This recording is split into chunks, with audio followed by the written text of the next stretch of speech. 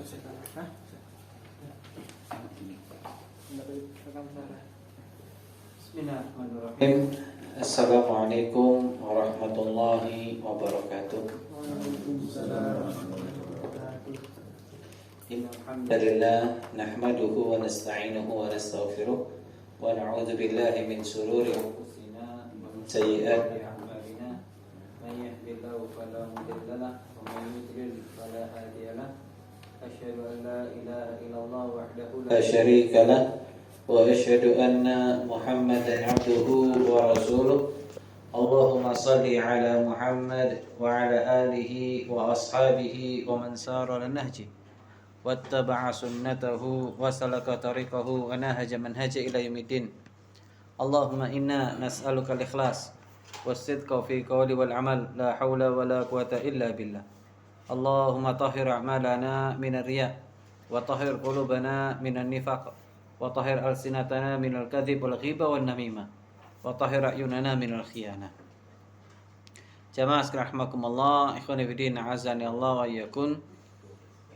Alhamdulillah, kita bersyukur kepada Allah Ta'ala atas segala nikmat yang Allah berikan kepada kita, terutama nikmat iman, nikmat Islam, dan nikmat hadir di majelis ilmu. Semoga kita semuanya dimudahkan mendapatkan ilmu yang manfaat. Amin ya rabbal alamin. Taib, jamaah rahimakumullah, kita lanjutkan kajian rutin kita dari kitab Khulasah Ta'dhimul Ilm yang ditulis oleh Dr. Shalih bin Abdillah bin Hamad Al-Utsaimin hafizahullah, dan kita sudah sampai pada prinsip-prinsip pengagungan ilmu yang ke-7. Al-Maqidus Sabi' Al-Mubadaratu ila tahsilihi wa ightinami sinnis siba wasyababi. Jadi yang 7 ini termasuk perkara yang sangat penting, yaitu apa? Bersegera dalam menuntut ilmu dan memanfaatkan waktu muda untuk belajar. Jadi kita berusaha untuk bersegera dalam mencari ilmu. Jangan ditunda-tunda. Karena ada sebagian orang berpikir, kayo opo sing ngaji? Paling mek ngono-ngono tok muter ae ngaji maneh. Jangan. Kenapa? Karena nanti penyesalan itu akan datang di saat usia sudah tua. Kalau masih muda, masih umurnya masih 6, biasanya nyeselnya ndak ada, belum kelihatan. Tapi nanti begitu kita sudah mulai usia beranjak tua, usia 50, 60 tahun, itu nanti kita akan terasa, ya Allah, kenapa kok dulu saya nggak belajar? Kenapa kok dulu saya nggak pernah ngaji? Kenapa kok dulu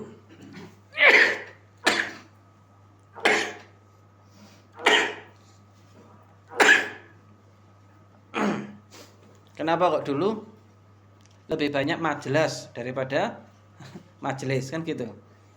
Jadi lebih banyak duduk daripada duduk di majelis ilmu. Maka disitulah nanti penyesalan akan muncul. Tapi kalau masih muda, biasanya kecenderungannya tidak akan pernah menyesal. Sik durung roh. Nanti kalau sudah tua baru krasa lho, tibake dhisik ngaji ku penting. Maka di sini jamaah rahimakumullah, seorang mukmin, seorang muslim harusnya tahu tentang hakikat ini. Karena ada satu hal yang kita bisa beli, yang tidak mungkin kita bisa beli ulang. Kalau selain ini masih bisa, tapi tidak untuk yang satu ini, yaitu apa? Waktu. Waktu ini kalau sudah lewat 1 menit, ya sudah lewat. Saya barusan ngomong mungkin sudah hampir 1 menit. Itu nggak bisa saya beli lagi, nggak bisa balik lagi, nggak ada yang jual lagi. Itu. Maka ini yang harus kita renungkan. Sehingga di sini pentingnya kita belajar tentang masalah ini. Kemudian qala Syekhul Musannif, penulis kitab ini, qala Ahmad rahimahullah. Berkata Imam Ahmad rahimahullah, beliau mengatakan, ma syabbahtu syababa illa bi syai'in kana fi kummi fasaqat. Jadi kata beliau rahimahullah, beliau mengatakan, apa kata Imam Ahmad? Ada yang baca terjemahnya?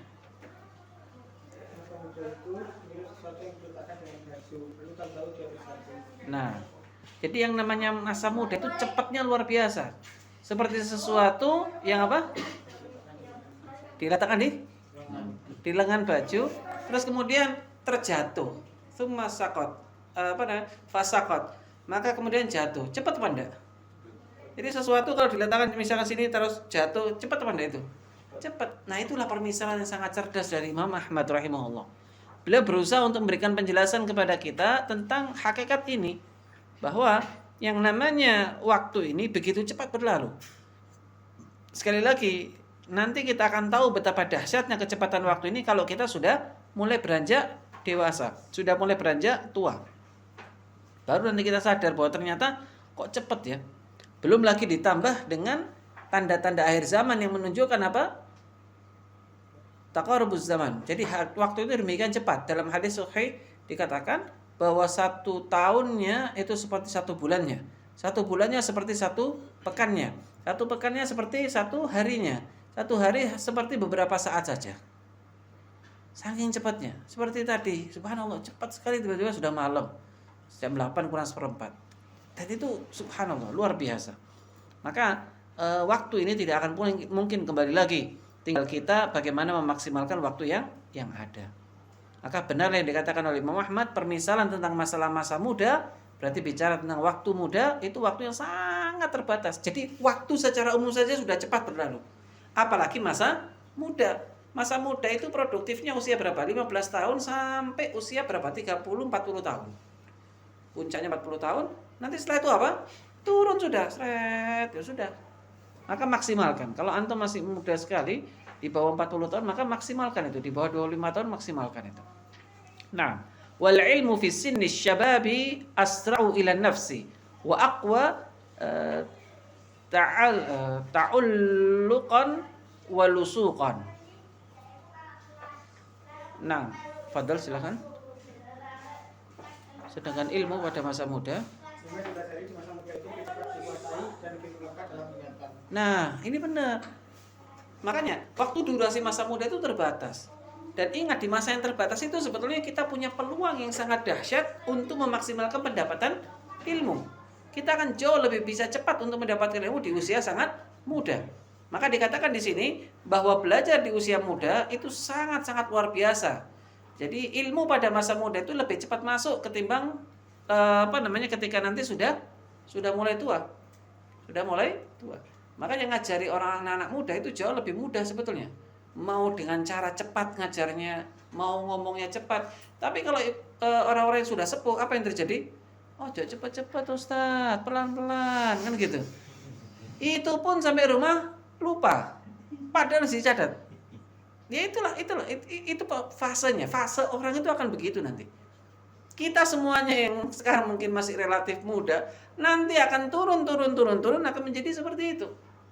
Makanya diajarkan doa agar kita tidak memiliki kepayahan di waktu tua. Jadi berdoa berlindung daripada keburukan masa tua, supaya kita nggak pikun, nggak kemudian menyusahkan orang dan seterusnya. Nah, ini sehingga menuntut ilmu di usia sangat muda itu akan lebih cepat untuk masuk. Nah, kemudian ikhwan fillah azanillahu yakun, beliau mengatakan menukil perkataan daripada Hasan al-Basri rahimahullah. Beliau mengatakan qala Hasan al-Basri. Hasan al-Basri ini adalah ulama besar, ulama yang sangat luar biasa, dan salah satu di antara biografi ulama yang saya takjub sekali di kalangan tabi'in itu adalah Al-Imam Hasan al-Basri. Saya tidak tahu saya pernah cerita di sini atau belum, tapi beliau rahimahullah ini punya haibah itu wibawa yang sangat luar biasa, dikenal. Jadi ulama yang viral tanpa sosial media ya, Hasan al-Basri. Zaman dulu tidak ada WA, tidak ada orang foto-foto dan sebagainya, sehingga orang mengenal tentang wajah asli daripada seseorang itu sulit. Kalau nggak ketemu nggak bisa. Tapi Hasan al-Basri ini orang meskipun orang tidak pernah ketemu, tapi namanya itu disebut oleh banyak orang. Subhanallah. Ini Hasan al-Basri. Di antara kisah yang membuat kita takjub itu, ada seorang badui dari gunung datang, ketemu, pengen tahu seperti apa sih orang yang namanya Hasan al-Basri ini. Maka dia temui, tanya orang-orang, mana orang yang katanya terkenal namanya Hasan al-Basri itu yang mana? Kok dia sampai terkenal itu kenapa? Apa kata orang-orang Basrah? Dia itu orang yang kita butuh akan ilmunya. Salam terkatuh. Dia itu adalah orang yang kita butuh akan ilmunya, sedangkan dia nggak butuh akan harta kita. nggak butuh dengan dunia kita. Itu Hasan al-Basri. Jadi resep, kalau kita pengen dicintai oleh makhluk, maka apa? Kita zuhud terhadap apa yang di tangannya makhluk, dan kita lebih condong kepada apa yang di tangan Allah Ta'ala, di sisi Allah Ta'ala. Nah, ini. Maka si Badui ini, orang gunung ini, wah, saya pengen ketemu ini. Di mana orangnya? Kamu masuk masjid, kamu lihat orang yang wajahnya paling menarik dan paling indah, itulah Hasan al-Basri. Jadi dia masuk masjid, lihat, oh ini Hasan al-Basri. Subhanallah. Itulah Hasan al-Basri. Nah, beliau, rahimahullah, beliau, Al-Hasan al-Basri ini, itu mengatakan, al-ilmu fis sighari kan naqshi fil hajar. Menuntut ilmu di waktu muda, itu seperti apa? Mengukir tulisan di atas batu. Lebih apa? Nah, lebih membekas dibandingkan dengan menulis di atas air. Nah, ini apa? Nggak mari-mari nulis di atas air ini. Apalagi di atas pasir kena ombak, biar entek kabeh wis. Maka beruntunglah mereka-mereka yang ketika di usia muda dibukakan pintu agar mau bersemangat untuk mencari ilmu. Nanti orang-orang yang meremehkan anak-anak muda yang lagi ngaji itu, nanti ketika tua mereka akan belajar kepada anak-anak muda yang mereka remehkan itu. Dan itu terjadi pada masa sahabat. Ada seorang sahabat yang sezaman dengan Abdullah ibn Abbas radhiyallahu taala anhuma. Ketika sahabat mulia Abdullah ibn Abbas radhiyallahu taala anhuma ini sibuk untuk ngaji, sibuk untuk duduk di majelisnya para sahabat yang lainnya, orang-orang di sekitarnya yang sepantaran dengan dia mengatakan, ngapain? Kan masih ada sahabat banyak, ada ulama banyak. Ngapain kita sibuk? Karena kita cukup mereka gitu. Kata Abdullah bin Abbas, gak direken wis. Terserah kamu, saya tetap mau ngaji. Maka apa yang terjadi? Ketika Abdullah bin Abbas radhiyallahu taala anhu sudah menjadi mufti dan menjadi seorang alim, maka semua orang itu belajar kepada Abdullah bin Abbas radhiyallahu taala anhu. Orang yang dulunya ngomongin Abdullah bin Abbas itu mengatakan, kami dulu menyia-nyiakan apa yang diajarkan oleh anak ini. Kenapa? Di saat kemudian kita meremehkan dulu, ternyata sekarang kita terpaksa harus belajar kepada dia. Iya kan? Gengsi kan? Nah itu. Makanya kalau antum misalkan dibukakan pintu ilmu, semangat itu di Masjid Salim, jangan khawatir. Orang sekarang diremehkan. Apa sih ngaji keliling kono, pindah, kini pindah, kono pindah. Enggak apa-apa, orang biarkan komentar. Nanti suatu saat dia akan belajar sama antum. Suatu saat mereka akan hadir di majelisnya, tanya hukumnya ini itu apa, hukumnya ini atau apa. Di saat dulunya kita direndahkan dan dilecehkan. Itulah pentingnya kita belajar ilmu agama. Faquwatu baqa'il ilmi fis sighari ka quwwatil baqa'in naqshi fil hajar. Faman igtanama syababahu nala irbahu wa hamida 'inda mashibihi surahu. Fadhal silakan. Awetnya ilmunya dipelajari saat kecil seperti awetnya ukiran di atas batu. Nah, ilmu ketika diajarkan di atas kecil itu seperti apa? Seperti ngukir di atas batu, benar-benar membekas sekali. Terus kemudian faman ightanama, barang siapa memanfaatkan masa mudanya, niscaya ia akan meraih cita-citanya. Barang siapa yang memuliakan, nah ini penting ya, antum catat baik-baik ini. Faman ightanama syababahu nala irbahu. Jadi barang siapa yang memaksimalkan masa mudanya, maka dia akan beruntung. Dia akan mendapatkan apa yang dia cita-citakan. Wa hamida 'inda mashibihi surahu. Terus? Sehingga di masa tuanya ia akan bahagia dengan kenikmatan yang dirasakannya. Nah, dia akan bersyukur nanti kalau sudah tua. Di saat semua orang bingung masih mau belajar tahsin, antum misalnya itu sudah fasih, udah enak di omah ngaji dewe, baca Quran dewe. Kenapa? Sudah nggak perlu lagi cari guru tahsin. Kenapa? Sudah dimaksimalkan di usia yang sangat muda. Inilah pentingnya dan faedahnya. Maka jangan sekali lagi menyia-nyiakan kesempatan untuk belajar di usia muda. Ala ightanim sinnas syababi ya fata indal masyibi yahmadul alqaumus surra. Jadi ini redaksi hampir sama dengan bait kalimat tadi itu. Fadhal silakan. Wahai pemuda, manfaatkan masa mudamu karena saat tua orang-orang memuji perjuangan di masa muda. Nah, jadi ketika nanti sudah tua, nanti orang lihat tiba ya enom-nomane dhisik kayak ngono, mesti ya saiki kayak ini. Kan gitu. Orang-orang jadi omongannya gitu. Tapi kalau orang sudah sejak muda itu istiqomah, belajar untuk istiqomah, perkara nanti kepleset dengan dosa itu urusan lain. Tapi minimal dia berusaha untuk menjaga dirinya agar tetap istiqomah di atas rel. Kemudian di tengah perjalanannya dia mungkin terseok-seok, ada ujian sana sini, ya situlah hidup. Maka ketika dia tahu seperti itu, berjuang dalam keadaan baik, apa yang terjadi? Nanti orang tua ketika sudah tua nanti jadi bahan omongan yang baik. Wah, ini neket 6 seneng ngaji hari itu. Makanya saya dadi. Tapi kalau sejak muda sudah nuakal betik, terus tuanya juga masih betik, apa yang terjadi? Ya mesti ket 6 jane ruwet arek kan gitu. Pelayon kono pelayon gini, aduh kan gitu kan. Nah, ini yang disampaikan oleh para maka maksimalkan usia muda. Kesempatan antum punya kesempatan waktu luang. Kenapa? Karena usia muda ini usia yang sangat gampang, belum terikat dengan apapun, gampang sekali untuk mendapatkan sesuatu. Berbeda dengan orang yang sudah tua. Orang sudah tua itu banyak tanggung jawabnya. Tanggung jawabnya ada, ini itu dan lain sebagainya, sehingga apa? Menyebabkan dia akhirnya apa? Tidak bisa maksimal dan tidak bisa sebebas ketika masih usia muda. Ini. Makanya di kalimat berikutnya dijelaskan wala yutawahhamu mimma sabaqa annal kabira la yata'allam. Fadhil silakan. Mohon tidak dipahami dari keterangan di atas bahwa orang yang sudah tua tidak perlu lagi belajar. Nah, jangan sampai penjelasan tadi itu bukan berarti nanti berarti kalau ngaji itu ya pas modal S2 ini apa wis telat wis kadung ini. Bukan.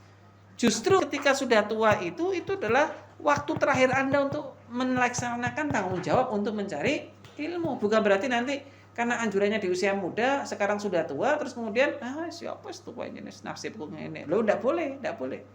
Ada seseorang datang kepada Imam Ahmad, wahai Imam Ahmad, umur saya 80 tahun, apakah saya masih pantas ngaji? Kalau engkau pantas hidup, berarti masih pantas ngaji. Jadi selama orang itu masih hidup, berarti dia masih layak untuk belajar ilmu agama.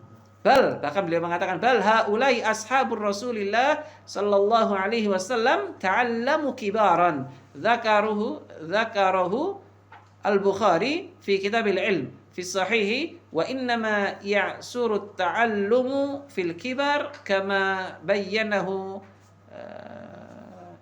al-Mawardi fi adab ad-dunya wad-din likathrati asyawaghili wa ghalabati al-qawati' wa takathuril 'ala'iq. Faman qadira ala daf'iha an nafsihi adrakal ilma. Subhanallah.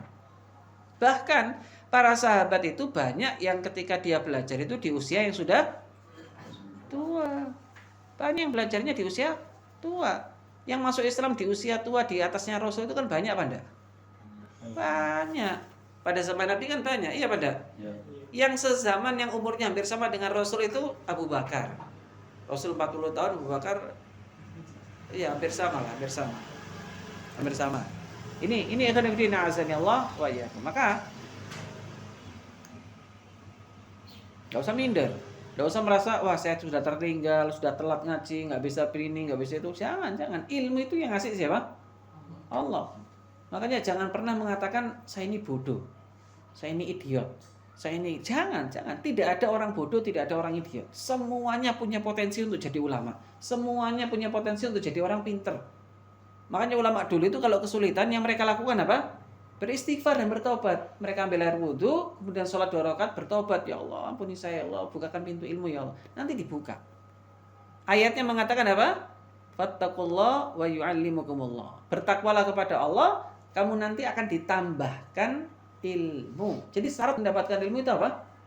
Takwa, perbaiki diri. Nanti dibuka. Yang tadinya sulit untuk ngaji dibuka. Yang tadinya sulit untuk baca Quran dibuka. Yang tadinya sulit memahami ilmu dibuka.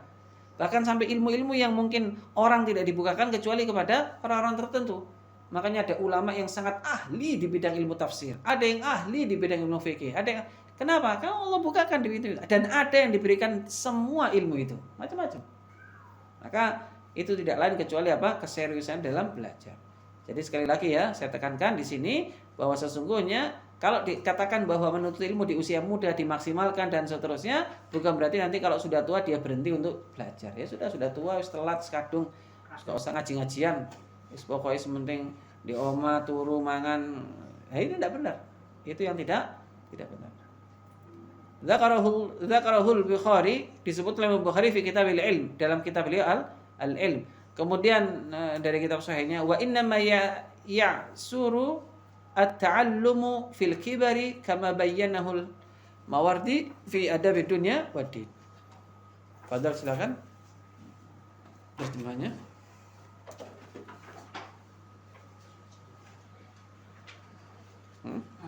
Al-Mawardi dalam kitab Adab Ad-Dunya Waddin menjelaskan sebab beratnya belajar di masa tua, antara lain karena banyaknya kesibukan, dominasi halangan, dan bertambahnya jalinan hubungan sosial. Barang siapa yang mampu mengatasi berbagai rintangan tadi, niscaya ia bisa meraih ilmu. Nah, kenapa kok dikatakan bahwa di usia tua itu orang biasanya itu sulit mendapatkan ilmu? Ya karena apa? Banyak halangannya. Bukan soal cerdas atau tidak. Mau tua mau muda, kalau serius biasa dapat ilmu. Mau muda, pinter, cerdas, tapi kalau dia nggak pernah ngaji tetap aja bodoh, kan gitu. Meskipun potensi kecerdasan, potensi menghafal dan lain sebagainya ada pada dirinya. Makanya dikatakan di sini, barang siapa yang mampu menghilangkan atau melawan dari semua hal-hal yang mengganggu itu, maka dia pasti akan dapat ilmu. Dan itu ada terjadi. Di mana para sahabat artinya menjadi ulamanya para sahabat ketika dia aktif ikut pengajiannya para nabi, ikut pengajiannya Rasul dan para sahabat yang lainnya. Nah ini ya, Allah.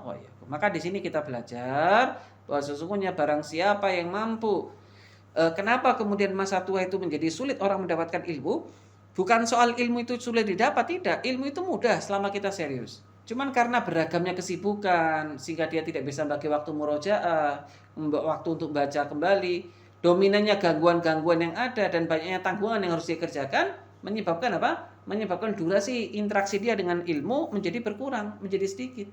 Dan itulah yang menyebabkan akhirnya apa? Akhirnya mereka kesulitan untuk mendapatkan ilmu dibandingkan dengan para pemuda yang relatif tidak memiliki banyak gangguan-gangguan tadi. Tanggungan belum ada, mungkin kalaupun sibuk ya hanya sebatas kesibukan anak-anak muda. Maka itu yang membedakan. Itu yang membedakan.